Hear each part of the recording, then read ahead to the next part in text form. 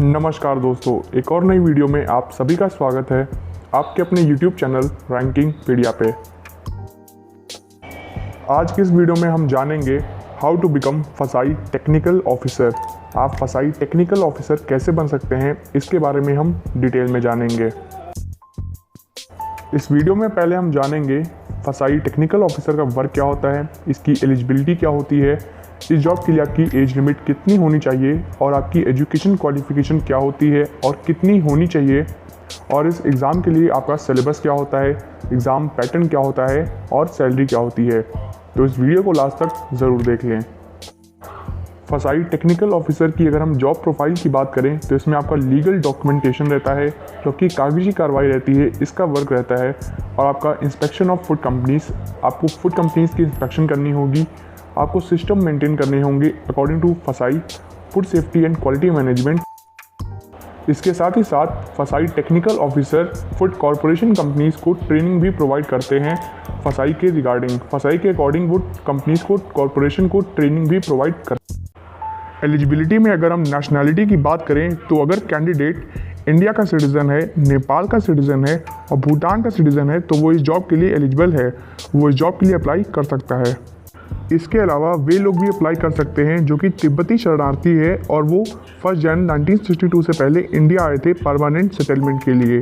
और भारतीय मूल के वो नागरिक भी अप्लाई कर सकते हैं जो कि पाकिस्तान, बर्मा, श्रीलंका और ईस्ट अफ्रीकन कंट्रीज जैसे Kenya, Uganda, United Republic of Tanzania, Zambia, Malawi, ज़ेरिया, इथियोपिया और वियतनाम से आए हैं पलायन करके भारत में परमानेंट सेटलमेंट के इरादे से, तो वो इस जॉब के लिए अप्लाई कर सकते हैं। इसके लिए सर्टिफिकेट ऑफ एलिजिबिलिटी होना चाहिए जो कि गवर्नमेंट ऑफ इंडिया की तरफ से इशू किया जाता है, यानी पात्रता प्रमाण पत्र गवर्नमेंट ऑफ इंडिया की तरफ से इशू किया जाता है, वो कैंडिडेट के पास होना चाहिए। फसाई की जॉब के लिए आपके पास ये सर्टिफिकेट लगेगा, तो आपके पास ये सर्टिफिकेट ज़रूर होना चाहिए। चलिए अब बात करते हैं एज लिमिट के बारे में। मिनिमम एज लिमिट आपकी 18 ईयर्स होनी चाहिए और मैक्सिमम एज लिमिट आपकी 30 ईयर्स होनी चाहिए नोटिफिकेशन के अकॉर्डिंग। वहीं अगर एज रिलैक्सेशन की बात करें तो SC ST के लिए 5 ईयर्स, OBC के लिए 3 ईयर्स, PWBD कैंडिडेट के लिए 10 ईयर्स का रिलैक्सेशन है। PWBD person with benchmark disabilities plus SC ST candidate के लिए 15 ईयर्स का रिलैक्सेशन है। PWBD प्लस OBC कैंडिडेट के लिए 13 ईयर्स का रिलैक्सेशन है। और बाकी की एलिजिबिलिटी एज रिलैक्सेशन से रिलेटेड आप देख सकते हैं। चलिए अब बात करते हैं एजुकेशन क्वालिफिकेशन के बारे में। तो अगर आपने BE BTech फूड टेक्नोलॉजी या फिर डेयरी टेक्नोलॉजी या फिर बायो टेक्नोलॉजी या फिर ऑयल टेक्नोलॉजी या फिर फूड प्रोसेस इंजीनियरिंग या फिर आपने BTech फूड प्रोसेसिंग टेक्नोलॉजी या फिर फ्रूट एंड वेजिटेबल टेक्नोलॉजी या फिर food safety and quality assurance में की है तो आप अप्लाई कर सकते हैं। या फिर अगर आपने बैचलर डिग्री इन मेडिसिन या फिर वेटरनरी साइंस या फिर फिशरी साइंस और या फिर आपने अगर बैचलर डिग्री एनिमल साइंस में की है तो आप इस जॉब के लिए अप्लाई कर सकते हैं। इसके अलावा अगर आपने PG डिप्लोमा किया है एटलीस्ट 1 ईयर ड्यूरेशन का फूड सेफ्टी में, या फिर अगर आपने PG डिप्लोमा फूड साइंस में किया है, या फिर अगर आपने फूड प्रोसेसिंग में किया है, क्वालिटी एश्योरेंस में किया है, या फिर अगर आपने डाइटेटिक एंड पब्लिक हेल्थ में किया है, न्यूट्रिशन में किया है, या फिर अगर आपने PG डिप्लोमा डेयरी साइंस में किया है, बेकरी साइंस में किया है, पोस्ट हार्वेस्ट टेक्नोलॉजी में किया है किसी गवर्नमेंट रिकॉग्नाइज्ड यूनिवर्सिटी से, तो आप इस जॉब के लिए एलिजिबल हैं, आप इस जॉब के लिए अप्लाई कर सकते हैं। अगर कैंडिडेट ने मास्टर्स डिग्री भी कंप्लीट की है तो भी वो इस जॉब के लिए अप्लाई कर सकता है।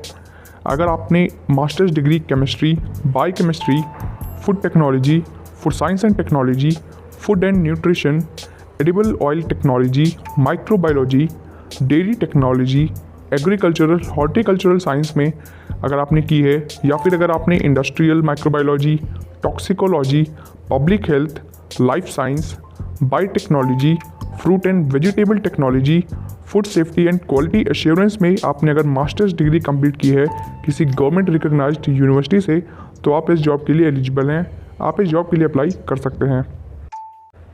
अब बात करते हैं सिलेबस के बारे में। सिलेबस आपका 2 पार्ट में डिवाइडेड है। तो पहले बात करते हैं पार्ट A की, जो कि आपका general aptitude and computer literacy का होता है। इसमें आपका जनरल इंटेलिजेंस से आपका analogies, similarities and differences, space visualisation, problem solving, analysis, judgement, decision making, discriminating, arithmetical number series, बाकी आप चेक कर सकते हैं। ये आपका सिलेबस है जनरल इंटेलिजेंस से। वहीं आपका जनरल अवेयरनेस से current affairs, India and neighbouring countries, history, culture, geography, economic scene, general polity, Indian constitution, sports, scientific research, ये आपके टॉपिक्स हैं जो आपकी जनरल अवेयरनेस में पूछे जाते हैं। तो आप जनरल अवेयरनेस का सिलेबस देख सकते हैं। इसके अलावा इंग्लिश लैंग्वेज कॉम्प्रीहेंशन से आपका vocabulary, grammar, comprehension, one word substitution, synonyms and antonyms, spelling errors, spotting errors in sentences, use of a, an and the, idioms and phrases, part of speech आते हैं। ये आपका सिलेबस है English language comprehension का। फिर part A में last में आपका आता है कंप्यूटर लिटरेसी। इसमें कंप्यूटर लिटरेसी से आपका knowledge of MS word, Google docs, emails, digital signature, common use of basic social media platforms, ये टॉपिक्स हैं जो आपकी कंप्यूटर लिटरेसी में पूछे जाते हैं। तो ये था आपका ओवरऑल सिलेबस पार्ट ए का। अब बात करते हैं पार्ट बी के सिलेबस की। पार्ट बी में आपका फंक्शनल नॉलेज है। इसमें फंक्शनल नॉलेज में आपका syllabus Indian and international food loss, ये है, फसाई रोल फंक्शन इनिशिएटिव है। फिर आपका है principle of food preservation, processing and packaging. फिर आपका है principle and basics of food chemistry and the role in human nutrition. फिर आपका है food microbiology and general principle of food hygiene. फिर लास्ट में आपका है general concepts of food analysis and testing. तो ये थे टॉपिक्स, ये था आपका सिलेबस फंक्शनल नॉलेज का। तो ओवरऑल सिलेबस ये था आपका पार्ट बी का। अब बात करते हैं एग्ज़ाम पैटर्न के बारे में। बात करें अगर स्टेजेस की, तो आपके 2 स्टेज होते हैं। इसमें आपका CBT 1 होता है और दूसरा आपका CBT 2 होता है। बात करें अगर टोटल नंबर ऑफ क्वेश्चन की, तो पार्ट ए में आपका जनरल इंटेलिजेंस सब्जेक्ट है। इसमें आपके टोटल 10 क्वेश्चन रहते हैं। फिर आपका है जनरल अवेयरनेस, इसमें भी आपके टोटल 10 क्वेश्चन रहते हैं। फिर आपका है इंग्लिश लैंग्वेज कॉम्प्रीहेंशन, इसमें भी आपके 10 क्वेश्चन रहते हैं। और फिर आपका है कंप्यूटर लिटरेसी, इसमें भी आपके 10 क्वेश्चन रहते हैं। अब आते हैं पार्ट बी पे। इसमें आपका Indian and international food law, इसमें आपके टोटल 20 क्वेश्चन रहते हैं। फिर आपका है फसाई रोल फंक्शन इनिशिएटिव से रिलेटेड, इसमें आपके टोटल 60 क्वेश्चन रहते हैं। तो टोटल मिला के आपके 120 क्वेश्चन रहते हैं।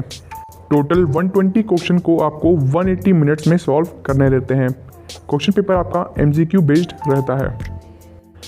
एग्ज़ाम में आपकी नेगेटिव मार्किंग भी रहती है। गलत आंसर देने पे आपकी 1 मार्क्स काट लिए जाते हैं और सही आंसर देने पे आपको 4 मार्क्स दिए जाते हैं। लास्ट में अब जानते हैं सैलरी के बारे में। फसाई टेक्निकल ऑफिसर की सैलरी कितनी होती है, इसके बारे में हम जानते हैं। तो फसाई टेक्निकल ऑफिसर की सैलरी 44,900 से लेकर 1,42,400 तक रहती है।